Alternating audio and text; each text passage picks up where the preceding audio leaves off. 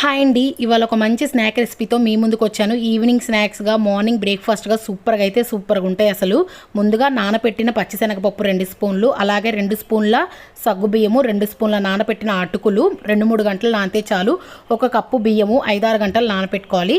ఉప్పు వేసుకొని మిక్సీ పట్టుకోవాలి, బాగా స్మూత్గా పట్టుకోవాలి. ఆ తర్వాత ఉడకపెట్టిన పొటాటోని రెండింటిని మిక్సీ పట్టుకొని దీనిలో కలిపేసుకోవాలి.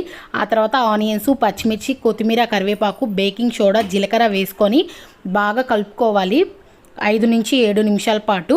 ఆ తర్వాత గుంత పొంగనాలకి కడాయి అయితే పెట్టేసుకొని ఆయిల్ వేసుకొని కింద నువ్వులు అయితే వేసుకొని ఫస్ట్ చుట్టూరు వేసుకోండి, మధ్యలో వేసుకుంటే మాడిపోతాయి. కానీ తర్వాత మధ్యలో కూడా వేసేసుకొని పైన క్యారెట్ తురుము పెట్టుకొని అటు ఇటు కాల్చుకోండి మూత పెట్టి.